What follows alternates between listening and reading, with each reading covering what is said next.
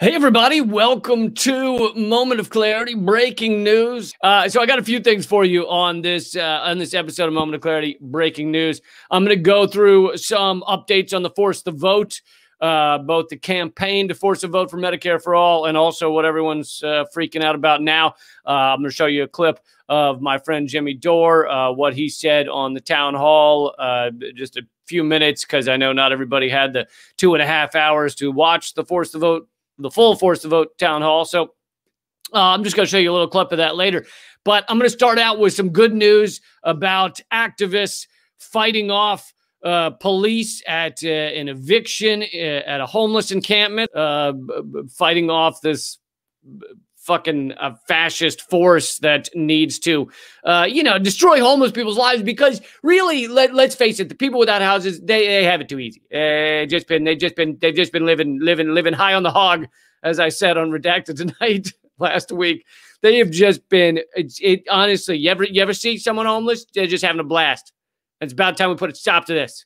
Okay, how long are they going to get to live it up while we have to suffer? So luckily, we have our police ready to go in there and really make their lives troublesome, because it just have it too easy.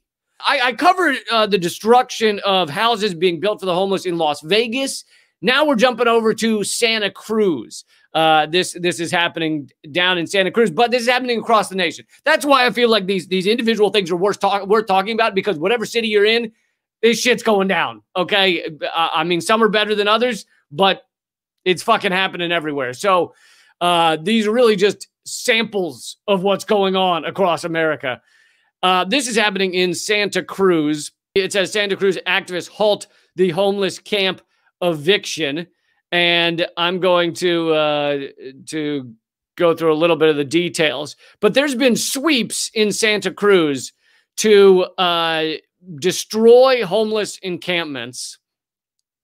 And but, it's not like they walk in and they give people housing and they, show them where they can go. They just go in there and just destroy things and kick them out.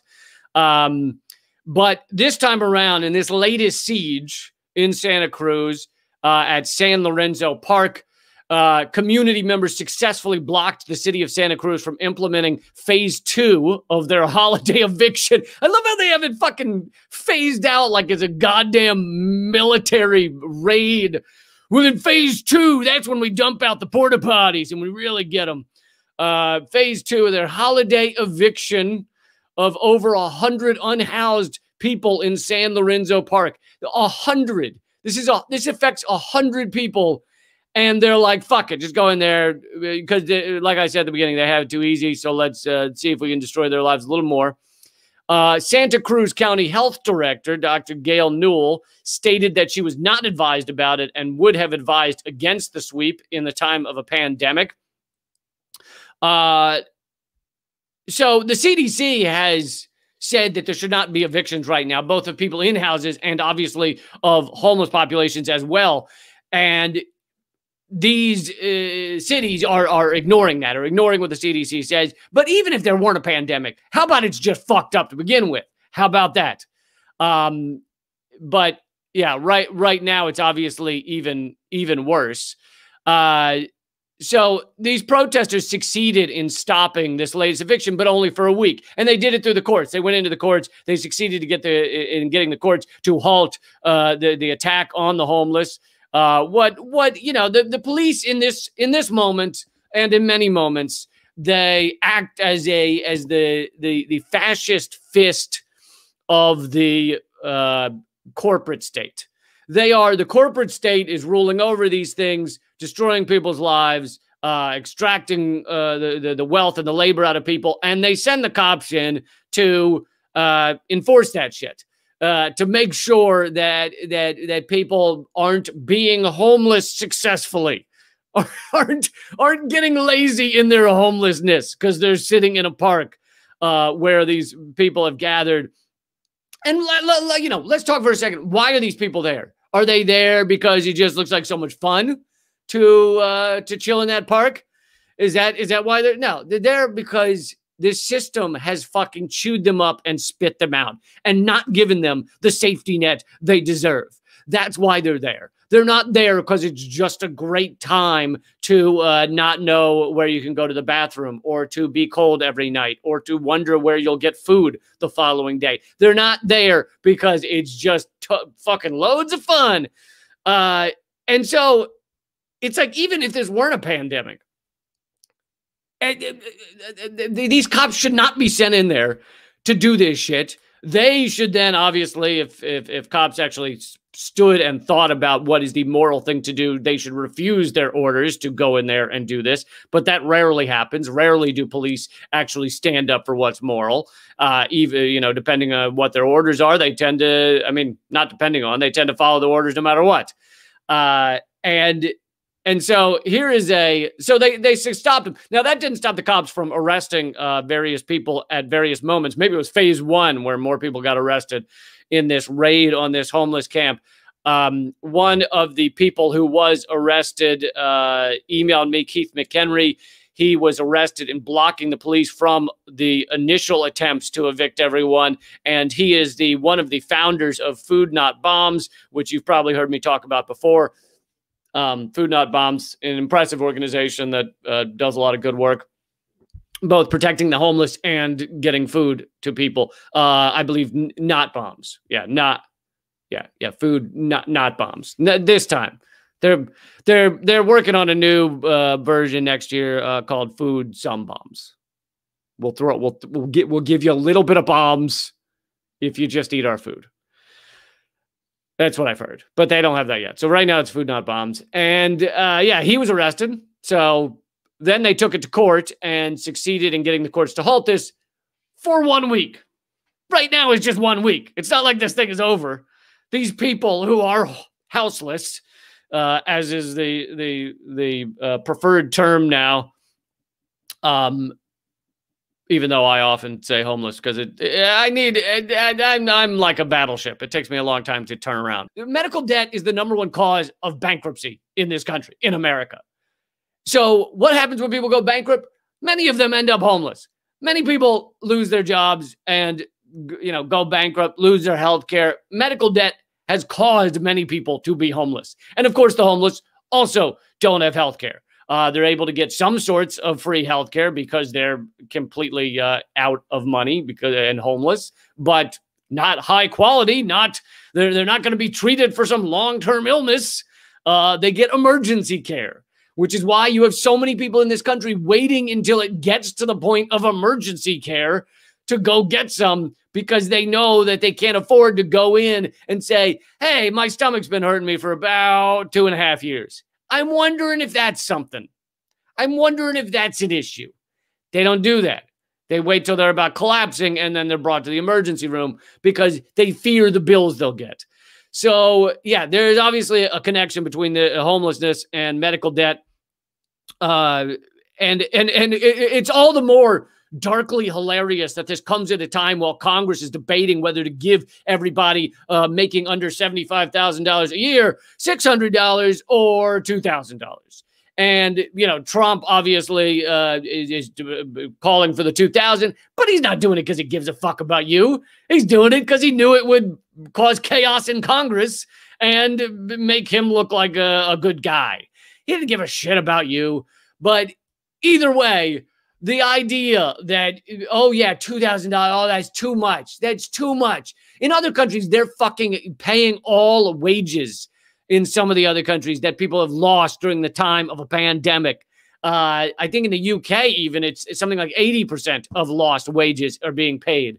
So in a lot of countries, they actually are helping their workers who have lost work. And guess what? 14 million fucking people have lost medical coverage during this time because they lost their jobs during a pandemic. 14 million, and that's probably an old number. That's probably from a couple months ago. I'm sorry to have, you know, to not have added on the millions who continue to lose their medical coverage every fucking 3 weeks. You know, every 2 weeks, I try and update my numbers as much as possible, but it's at least 14 million have lost their medical coverage during this pandemic. So I now want to show you a video of one of the cops who, and not just one of the cops, he's the chief of police there.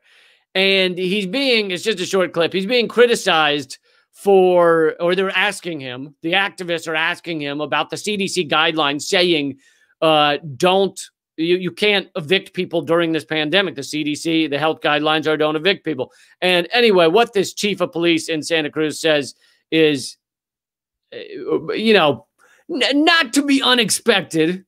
It's not a surprise, but it's amazing. Okay. Can't you just look at the way he's standing? You can already just douche, right? You don't, just the way he's standing, known douche. Like you don't hear a word coming out of his mouth, and you're like, oh, that guy's a douche. Okay, so this is the chief of police in Santa Cruz, Andy Mills, and he's being asked. He's saying the health guidelines say you can't evict people.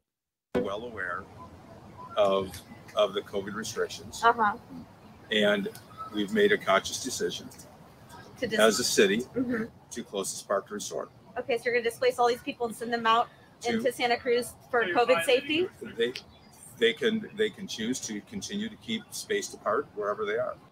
But where is it that they're going to go? I'm not sure. They're going to have to figure that out. Where is it they're going to go? I'm not sure. They'll have to figure that out. Yeah. That's what they did when they found a park to live in. They were trying to figure out somewhere to fucking be, you asshole.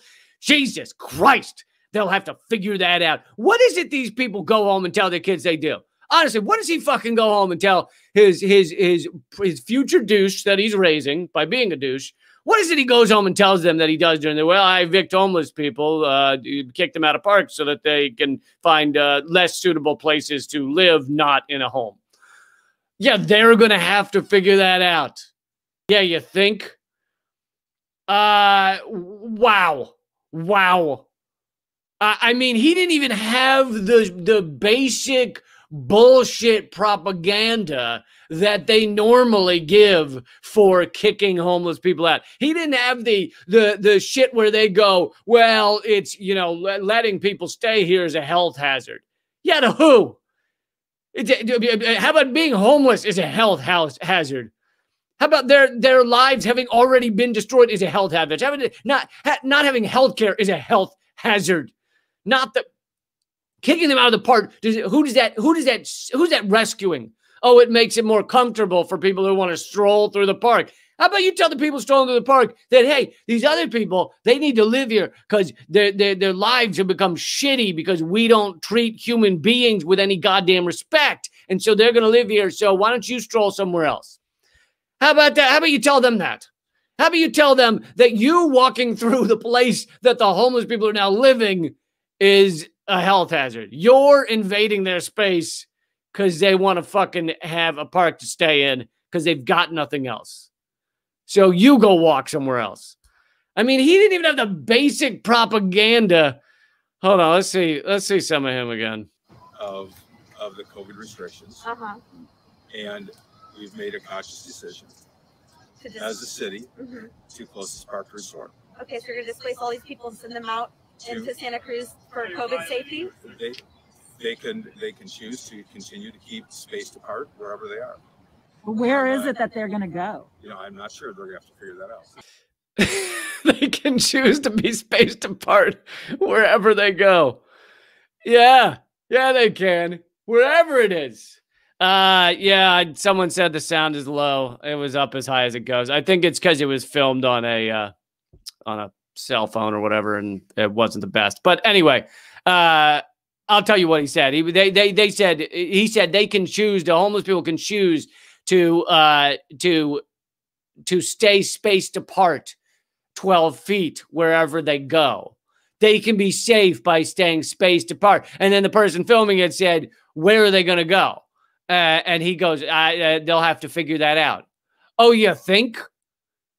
Why is it required that right now in the middle of a pandemic, you've got to send the fascist fists of this corporate state running into this park to not be socially distanced, but instead to fucking grab people and kick them out of the park so that they can wander the streets. Is that the best thing to do during a pandemic? Is that the best thing to do in life, whether there was a pandemic or not? Fuck you, man. Jesus. But that is that, and this is what I'm trying to explain to people about our policing system, is that's not uncommon. That is a lot of what they do. I'm not saying, I've never said that there never comes a moment when a police officer doesn't do something positive, but the vast majority of their jobs are either fucking wrong, morally repulsive, like this one, morally disgusting. Fucking, if you created a society and you said, let's behave well to each other and let's give a shit about each other, you would not create what the job he's doing right there, and you would not create a situation where people are living in a park because in the richest country in the world, you don't give a fuck about them. So a lot of what cops do, the vast majority, is either morally reprehensible shit like this, arresting the co-founder of Food Not Bombs because he had the nerve to stand up for homeless people, or they're doing something that, yes, is positive. Like, let's say, not that I love getting speeding tickets, but let's say we're creating our imaginary society. We want people to not be going 900 miles an hour through a neighborhood. So we create speed limits and we create tickets that you have to pay if you're going way over that.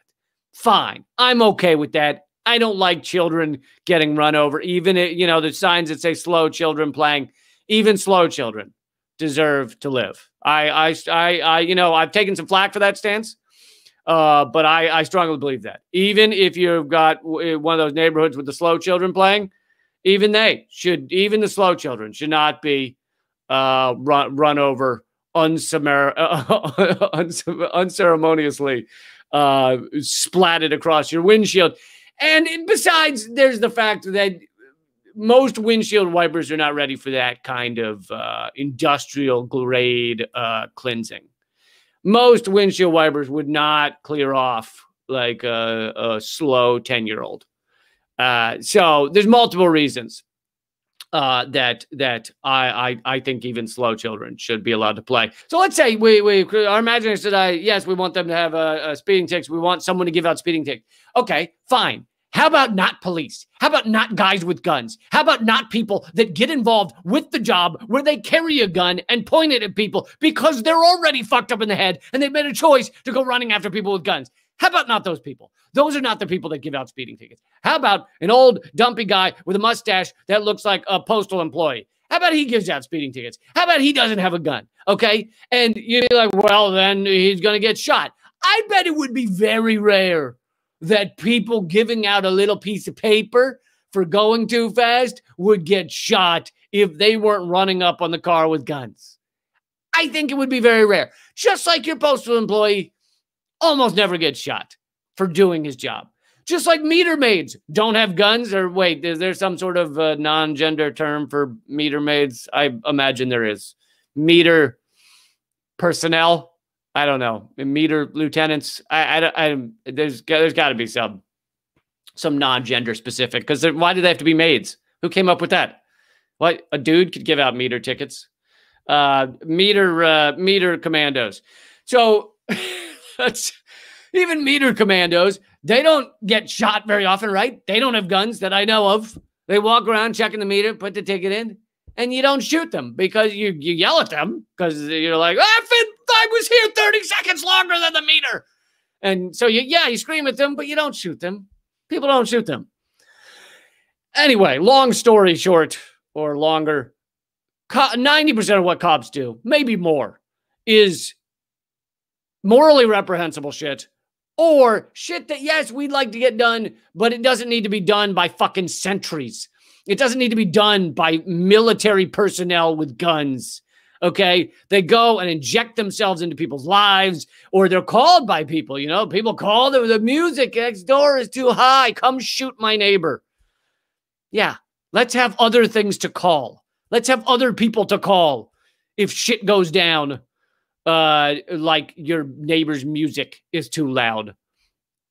I heard someone told me that they were at I can't remember if I told this story before, but someone told me they were at a public tennis court here in Washington, D.C. And the tennis courts, you're only supposed to stay for an hour. It's kind of a little rule that's just a gentlemanly thing to do, I was going to say, but that's gender specific too. A considerate, there we go, thing to do. And the person stayed over an hour, so someone called the cops on them. So now you've got people with you got idiots with guns arriving on the scene to deal with a tennis player who's been on a public court 5 extra minutes. Yeah, let's not do that anymore. These people don't need to exist. Okay, so that was the homeless encampment in Santa Cruz. Like I said, these are going on. This kind of thing is going on across the country right now. You have more homeless than maybe ever before, I'm assuming, considering we've got basically an economic collapse coming. We have 1 out of every 3 Americans, as I covered on Redacted tonight, says that in the past week, they've had trouble paying bills or buying food. 1 out of every 3. So, and then of course you have the medical situation. So let's get into that. I want to show you a clip of my friend and yours, Jimmy Dore. This is not a funny clip. This is a clip about his battle with healthcare and health issues. And I thought this was particularly, it's sad, but it's moving. And I think a lot of people don't know Jimmy's story. For those of you who don't know about the Force to Vote, there is a campaign going on right now. By the way, all donations in the super chat are going to ripmedicaldebt.org that gets rid of people's medical debt. And the reason you might think, well, why am I donating to them to get rid of medical debt? Why don't I just get rid of medical debt? An organization can buy up medical debt for pennies on the dollar and erase it for a lot less than the debt actually is. I'll describe that more in a bit. But so there's a fight going on right now. Thank you, Pirate Ray. There's a fight going on right now to demand a floor vote in the House to get Medicare for all on the House floor. Now, it very well could pass the House. It's like, doesn't have, they claim it doesn't have quite enough votes, but it could. Once enough pressure, once enough furious people, as AOC said, although she now doesn't support this, AOC said, bring the ruckus. All right, bring the fucking ruckus. Here's your ruckus. It's on your doorstep right here, right now. Here's your goddamn ruckus. So there's pressure to bring that vote on the House floor. The Nancy Pelosi needs a certain number of votes to become House Speaker. Now, she's almost guaranteed to get it, but it's only within a few votes. So Jimmy Dore said, hey, let's demand that people like AOC, the squad, all of them withhold their votes from Nancy Pelosi unless she brings Medicare for all to a House vote. Reasonable idea, right? Reasonable demand. Everybody supports 70% of this fucking country, including Republicans, support Medicare for all. Something like 85% of Democrats support Medicare for all. It's just now is the time. You got a pandemic. You got people losing their health care. 14 million lost their health care since the pandemic started. Now is the time. This is when the pressure is highest, and you're demanding something for your vote of the sleazy, corrupt, awful Nancy Pelosi. Anyway, people then have been attacking Jimmy, have been going after him. I mean, if you want to see who the kind of sleazy liberals are who don't actually stand for something, and I'm not talking about the Congress people. I mean, we can talk about them too, but right now I'm talking about the people on Twitter and shit that you think seem left-wing a lot of the time, but then when someone demands that we stand up for something, all of a sudden they're like, oh, it's too soon, don't do it, and also you're an asshole for demanding that. What a fucking asshole you are for saying there should be a vote on Medicare for all. And so they're attacking Jimmy and everything.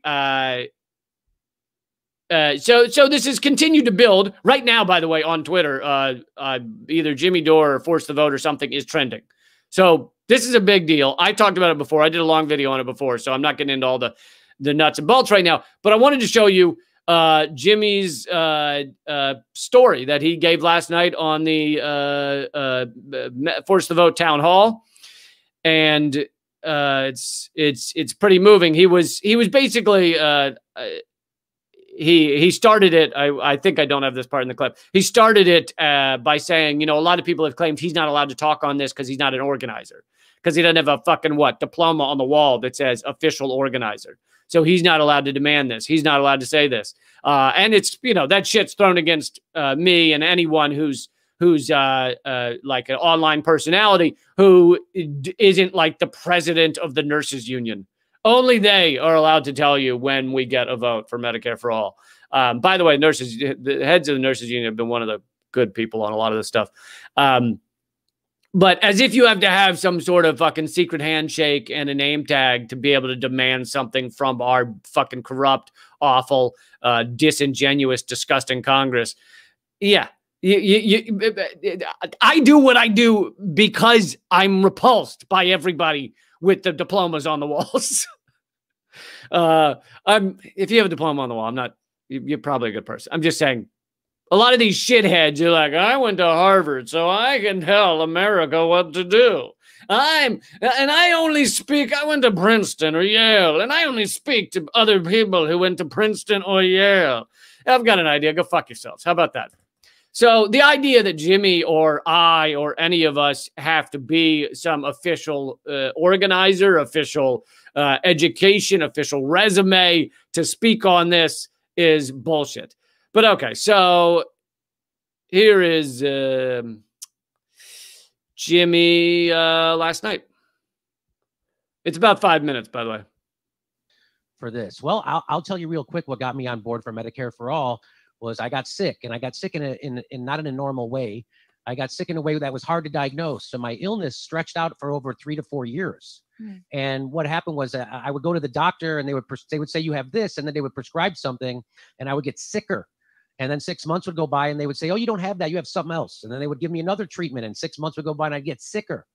And this kept going on and going on. And then they said, you know, there's this guy, Dr. Sharp. You should go see him, Dr. Charles Sharp. He's the best guy, and he could fix you.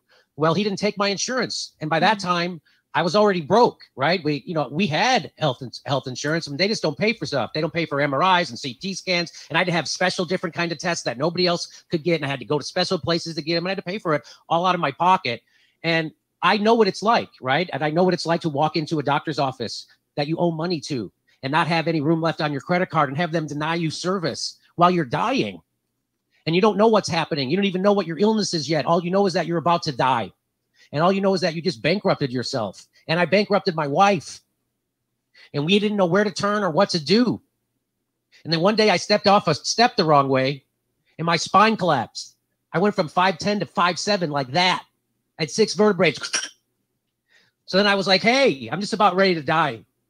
Maybe we should scrape together any kind of money we can and go see Dr. Sharp. So we did. And Dr. Sharp diagnosed me correctly within the first visit. And I had dead bone in my thigh at that time. I had dead bone in my spine. I had fractures all over my body, from my feet to my fingers to my neck to my ribs. I had broken bones all over my body, and I had dead bone in my hip and in my thigh, and I was supposed to get the Bo Jackson surgery. And Dr. Sharp sent me to the guy who invented that Bo Jackson surgery. Anyway, the long story short was he told me to have to take bone out of my shin, put it in my thigh, and I wouldn't be able to step on my leg for 6 months. And I was already hunched over and limping. I could barely move. But I could still sit down and do stand-up comedy. And if I didn't, I wouldn't have any money. So I would get pushed out into a comedy club, and I would be helped up onto the stage, and I would sit down and recite my act. And so doing that, I was offered an hour special on Comedy Central while I was dying. And I had to tell that doctor, I can't get this operation right now in my thigh because A, I don't have the money for it. And B, if I do it, I won't be able to do my Comedy Central special. And if I can't do that, I'm going to kill myself anyway. And he said, well, just so you know, Jimmy, at any moment, your thigh bone could snap. Any moment you step on stage, your thigh bone can snap, just so you know. And I said, well, that's a chance I got to take. And so we went bankrupt, and I didn't get that surgery. But Dr. Sharp, after 4 years of being misdiagnosed, finally helped me get back onto the road to recovery. And I'm still recovering today. And I don't think anybody has to go through that. I don't think anybody, because they got sick, should have to face wanting to kill themselves, bankruptcy, financial destruction, and not knowing where to turn and not being able to get the help you want because they don't take your insurance.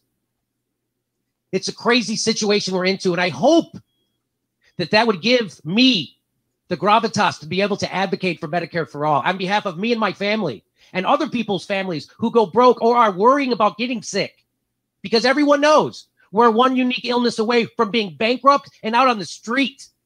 Everybody knows that. And if they don't vote for this right now, they're telling you they don't care. They'd rather protect themselves and their career and their position inside a party than help the people who elected them, who are dying in the middle of a deadly pandemic and the worst economic crisis in our history. That's what's happening. And I know I was told that I'm not allowed to advocate for this because I'm not official. Well, I'm telling you that this story gives me the ground to stand on. And people who have the same story like me, who don't have time to go out and be a professional organizer, I'm speaking for them. I'm speaking for the people who go bankrupt. I'm speaking for the people wwho die every year. The 40-some thousand people a year who die because they don't have health care. I'm speaking for them. They don't have time to go out professionally organize. We're doing it for them. Because I don't think anybody should have to go through what I went through or what my wife went through ever in the richest country in the world. People who have worked all their lives every day shouldn't have to go through that. And when you have the power to do something about it, you should use your power. And if you don't use your power, shame on you.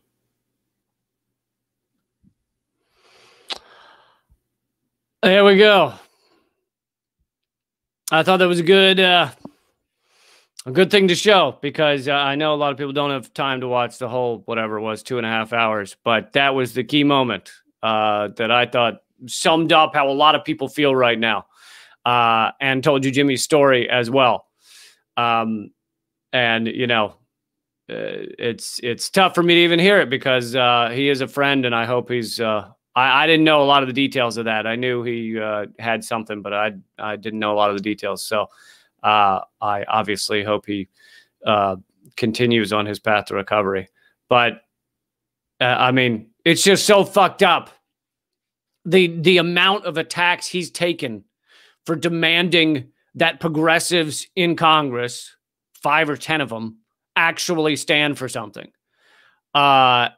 It's just incredible how attacked he's been, how furious these like fake left-wingers have gotten that he dare demand anything of the so-called progressives in Congress. I mean, honestly, I keep looking for the really great reason that Medicare for all, a Medicare for all vote in the House can't happen right now and wouldn't be a good idea. I keep waiting for this really great reason. And all I've heard so far is mainly people going, well, you can't do that right now because Jimmy Dore raised his voice. I don't like the way Jimmy Dore talks. Seems to be like the main reason that I've heard. Or well, he supported Tulsi Gabbard and I don't like Tulsi Gabbard, so therefore no one should have health care. What the fuck are you talking about? It is like amazing that they seem to have nothing other than that. Ryan Grimm, who is the latest one to dive into this, who writes for The Intercept, you know, combination of some good journalists and neoliberal garbage. It's nice to see it all mashed together there. But Ryan Grimm does he does articles that I've quoted from. He generally does good work, but he's decided to dive into it now on Twitter to say Jimmy is wrong because he sounds angry. You're like, what the fuck? And then even crazier, Ryan Grimm had the nerve to put up a photo of the other people that were a part of that video that you didn't see in the video. That there was several of them. You know, Nick Brana and Brianna Joy Gray and several others, Katie Halper, and put up the photo of them and say, look at them all looking like, oh my God, what have we gotten ourselves into? And you're like, did you fucking watch any of it? That wasn't the look on their face. The look on their face was, this is fucked up. Our nation is fucked up. Our healthcare system is fucked up. And we're all furious. We all show it in different ways. Maybe some of people don't scream and use curse words like Jimmy or like me, but they all show it. And all of those people were supportive of everything Jimmy was saying. And yet this garbage Intercept personality had the nerve to claim that everybody on the town hall thing was worried about what they'd gotten themselves into. Yeah, right. Keep telling yourself that. Anyway, so a couple of things. One is, I've talked about this before, but it was at the bottom of the screen when Jimmy was talking. It's forcethevote.org, created by the People's Party, and it's just a petition. It takes 30 seconds to sign up, and you can add your name to it. So far, it's at 38,000 people, and it's only been up, I think, a week or something. Pretty incredible. I don't think that petitions online do a whole lot of shit, like, because Congress people, there may have been a fancy time back in our past when you would get a lot of signatures and you deliver to Congress and they'd go, oh my goodness, that's a lot of people, and it would change their mind. I don't think we live in that time anymore. I don't think our Congress gives a shit what a lot of people think. They are owned and operated by large corporate interests. However, this is one of those rare circumstances where it could have a little bit of power, a little bit of pressure, because they are trying to push the people who are already predisposed to be pushed on this topic, the AOCs and the Ilhan Omars of Congress. So it could have a little influence. Thank you to all you who have donated. All of the proceeds are going to ripmedicaldebt.org. I'm not keeping any of this money, just so you know. This is going to RIP Medical Debt. Thank you, Calvin. And I agree. These thoughts are not radical. The idea of pushing for medical care for everyone is not a radical idea. It's not extremist. It doesn't matter how loud you say it. It's not a radical idea. In fact, it's what every industrialized country has. So how can that be radical? It's only the U.S. that are fucking do this to people anymore. And so to tell you a little more about RIP Medical Debt, I can show you the page here. I only found it the other day, but well, hold on before I do that.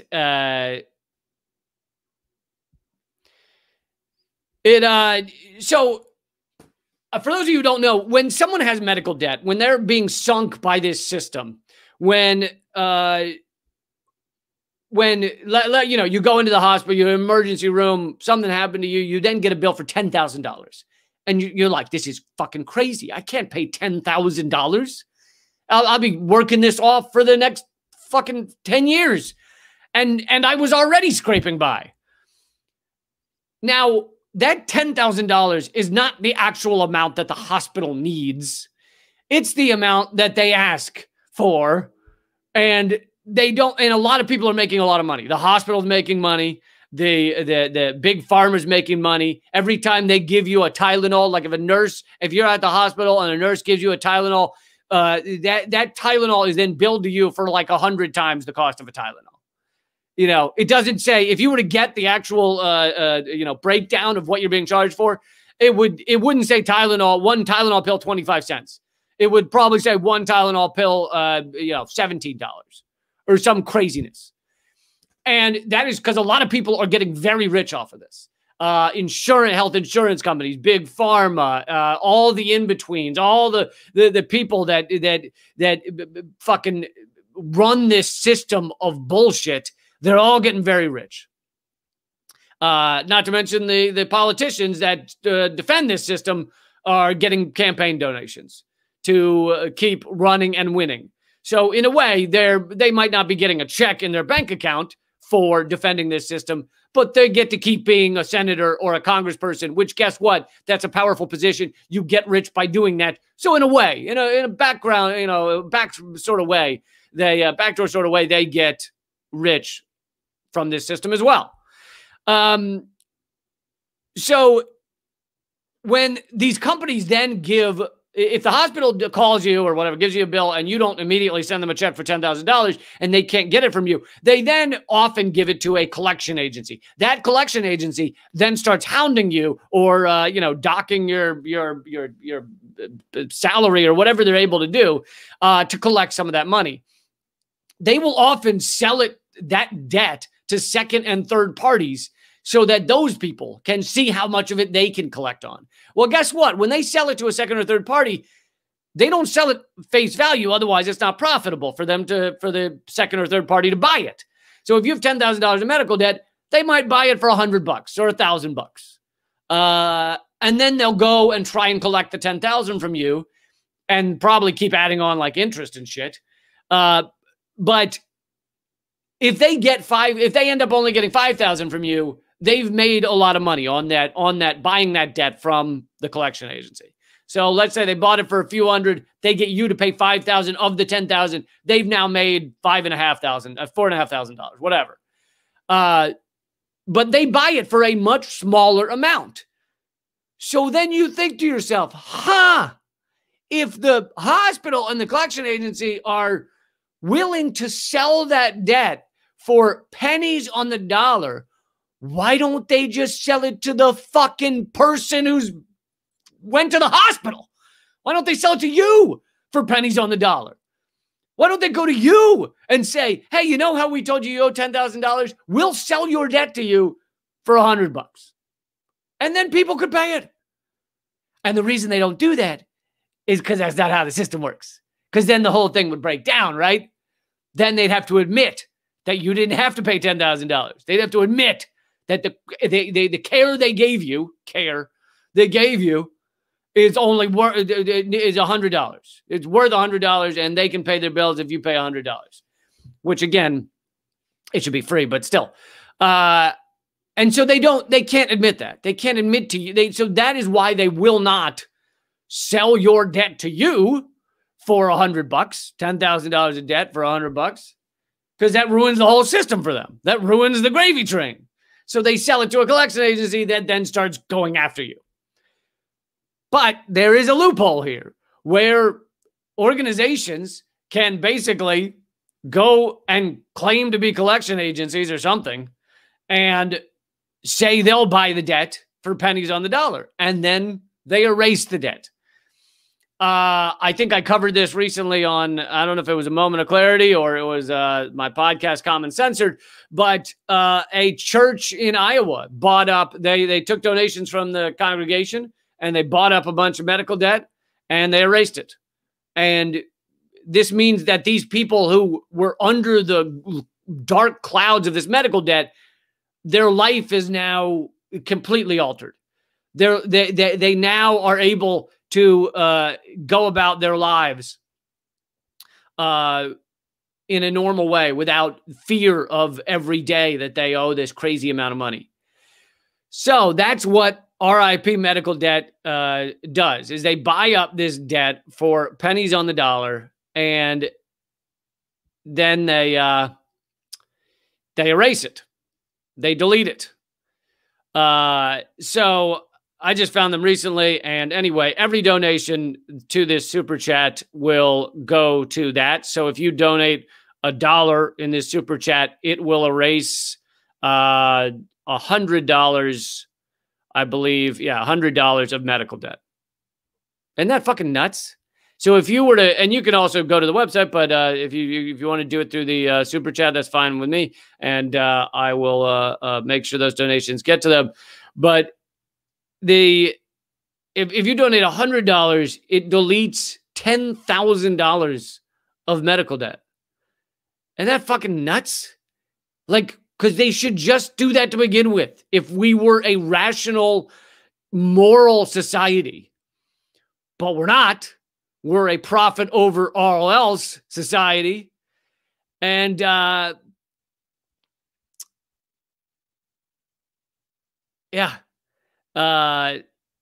this fact here, they're given some facts, and this fact here says every day 79 million Americans choose between paying their medical bills and basic needs like food and shelter.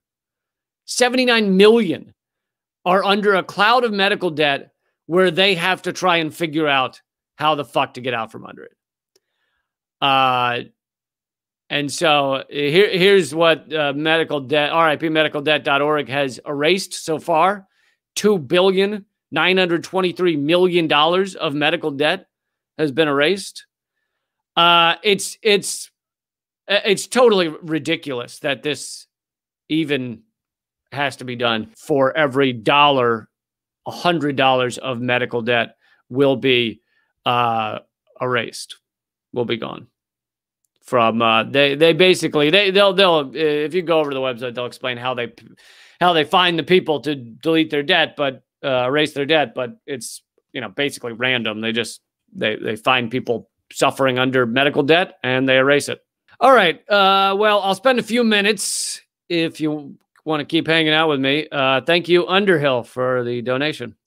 Spend a few minutes seeing if you have any questions or topics you'd like to discuss. Thank you, Vienna Day. Oh, wrong one.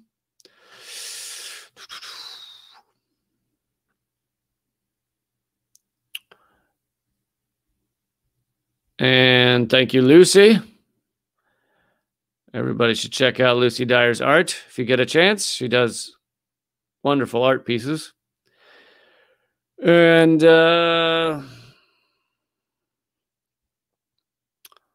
let's see.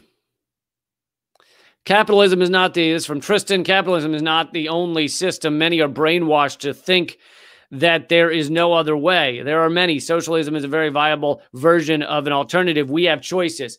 Tristan, how many socialist countries does RCIA have to destroy before you realize capitalism is the best? I don't understand. I don't understand where you're coming from.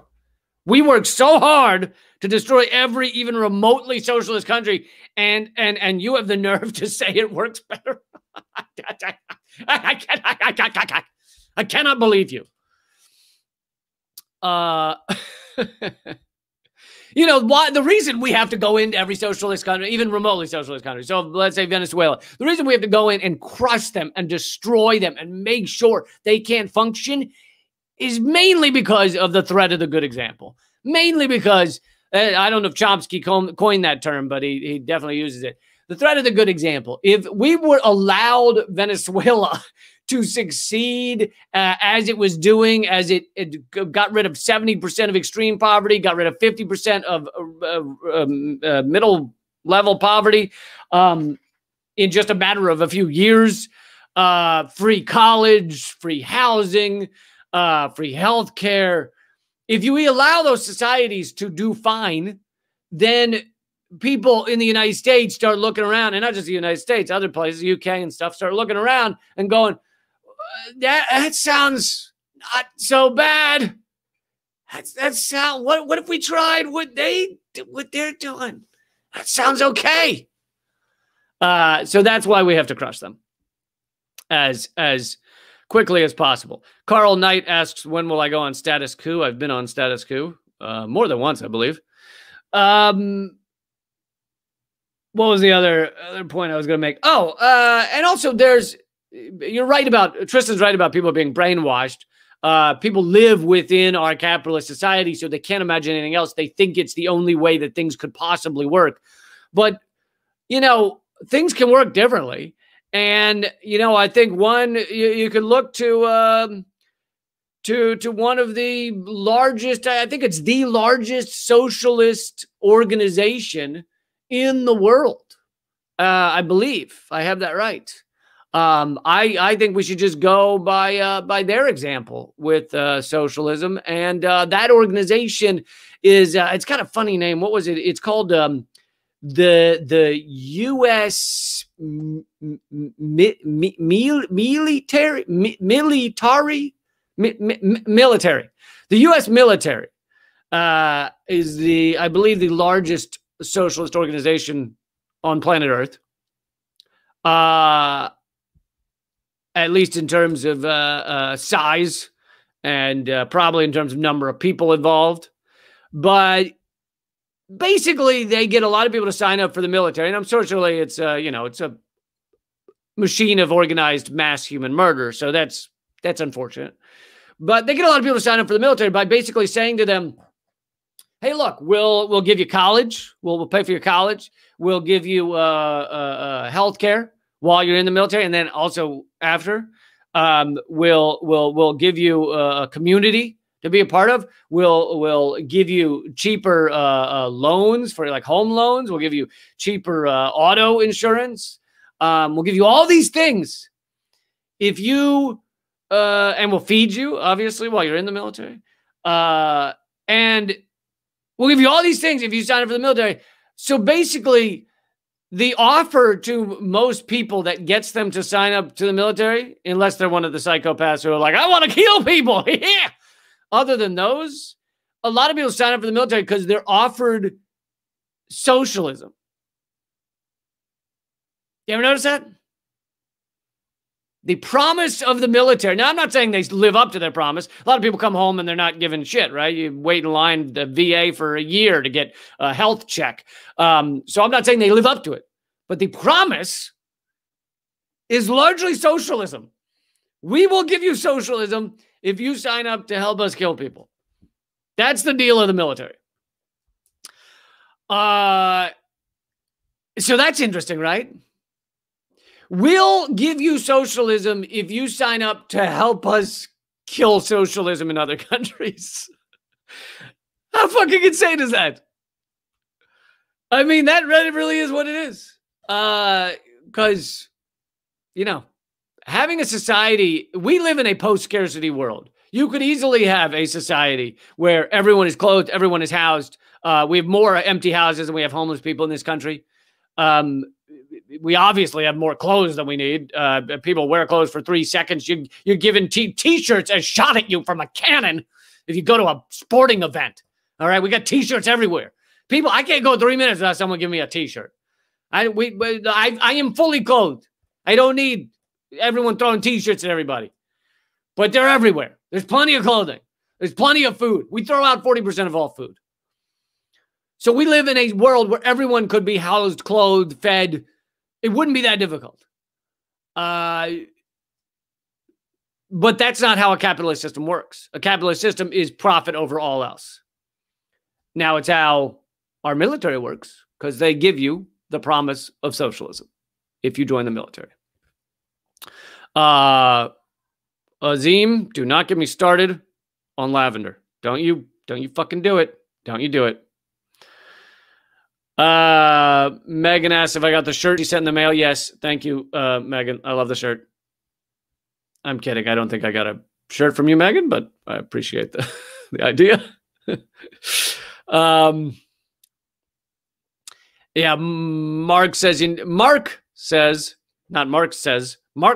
need to read Marx to understand. That would be a good way of getting there. Underhill would like me to tell you a funny joke. Okay, here's one. Our military gets people to sign up by offering them socialism to go kill socialism in other countries. There you go. There's your funny joke. I find it funny. I don't know about you. Let's see.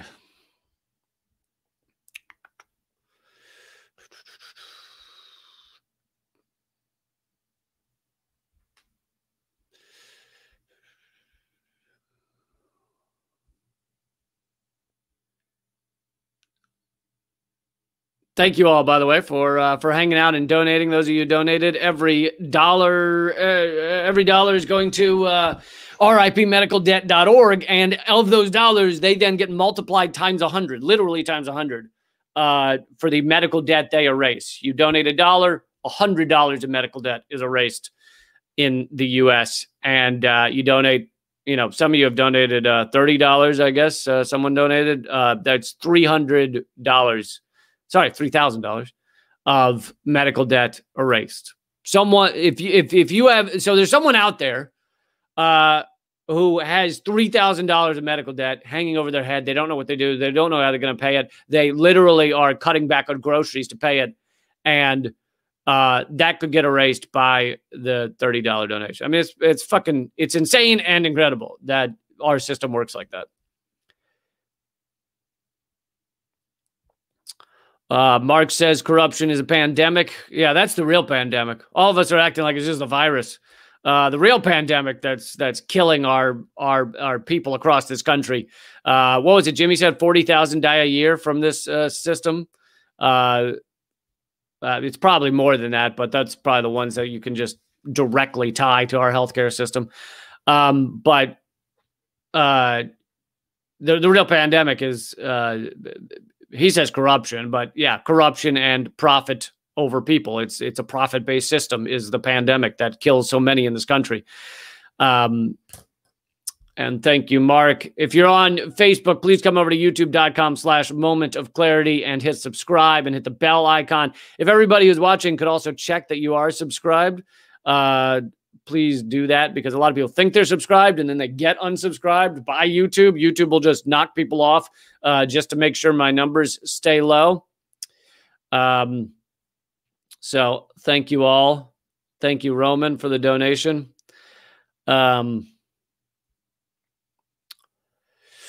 Robert's asking for any news related to Julian. I don't have any new news on Julian, but I think the best place to follow is Stella Morris on Twitter, or Julian Assange's mother. But Stella Morris is Julian's partner, mother of his children, and she has a lot of updates often on Twitter.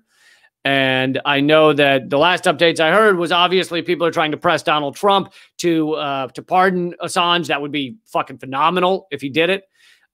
It would be amazing. I know he would only do it to piss off the other ruling elite that he hates so much, but I'm fine with that. If he wants to get his revenge by pardoning Julian Assange, fucking go for it. Yeah, Donald Trump, you fucking get that revenge, man. You get it. You get it. I don't give a shit why he does it. I know it won't be because he cares about Julian Assange. I know it won't be because he cares about those who care about Julian Assange. I can guarantee you that. But fucking don't care at this point. Just hoping Donald Trump does some swing for the fences moment, pardons Julian Assange, pardons Edward Snowden, pardons Chelsea Manning, even though she's obviously, for now, done serving her time until they find a new reason to lock her up. But that I think people should keep pressuring him. I mean, look, it's worked before, all right? Donald Trump pulled out of the Trans-Pacific Partnership, the largest corporate power grab ever created. He pulled out of that because of activism that was pressuring him to pull out of it, to hate it. And he did it not because he cares about people, not because he thought it was a bad deal, even though that's what he says. He didn't read it. He doesn't even know what's in it. He pulled out of that for two reasons. One is because activists, which, you know, he does care about his base. So his base was telling him it was garbage. And the second reason is because Obama basically wrote the thing, his corporate lawyers and everything, and Hillary supported it. That's why Trump pulled out of it. But the point is, his reasons don't fucking matter. It worked. And now Joe Biden's going to sign back on. But hell, we got 4 more years of... We had 4 years of not ceding our national sovereignty to a corporate tribunal. So at least we got 4 years of that. And so it's similar with Julian Assange. His reasons don't matter. But Trump does respond to his base. He does respond to people telling him he should do something, depending on what it is. When it's a lot of people, when it's thousands and millions of people. That's a new number I made up, thousands and millions. And so, yeah, he'll do it for, if he does it, he would do it for awful reasons. Whatever sick, horrible parasites are in his brain would come up with a reason. It would probably be vengeance against the ruling elite. He knows they hate Julian Assange. He also kind of hates Julian Assange, but his vengeance might be worth more to him than his dislike of Assange. And I know that he loved that obviously the DNC emails were released. So would be amazing. I think people should keep the pressure on to try and get Trump to pardon Assange. Yeah, I agree with Omar. Trump should do one good thing and free Assange.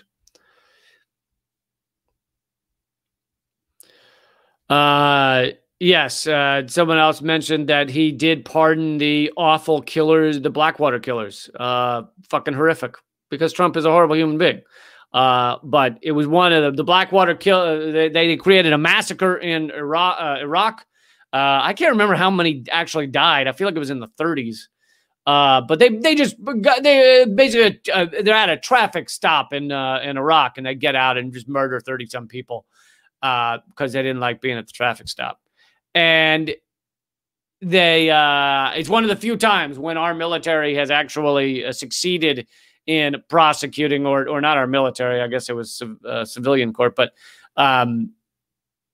prosecuting our hired killers. And one of the few times that they were actually locked up, and Trump then went and forgave it, pardoned them. Thank you, June. June Henry just erased $2,400 of someone's medical debt at ripmedicaldebt.org. Anyway, write that. I know people are struggling out there, so many people are not able to donate. That is fine. But write that. Maybe when times get better, write that down, ripmedicaldebt.org, and you could donate to get rid of someone's medical debt. All right, I'm going to wrap up here in a second. Thank you for a good last hang of 2020. I'm not going to mourn the loss of this year. I'm not going to mourn this year being over. Let's hope 2021 brings fucking something else. Something really anything else. Just anything. It's like fucking turtles take over. They suddenly get 3 stories high and they brains like Stephen Hawking's, and they take over. I'd be all for it. I would. Turtles taking over. I don't like. My point is, I don't care if crazy shit happens. It's got to be better than this. It's got to be better than where we're at. All right, everybody, please share. Please join me. I do these almost every single weekday, except the holidays have made things weird. But in general, every weekday, except sometimes. Keep fighting out there. Happy 2021. See you in 2021. Later.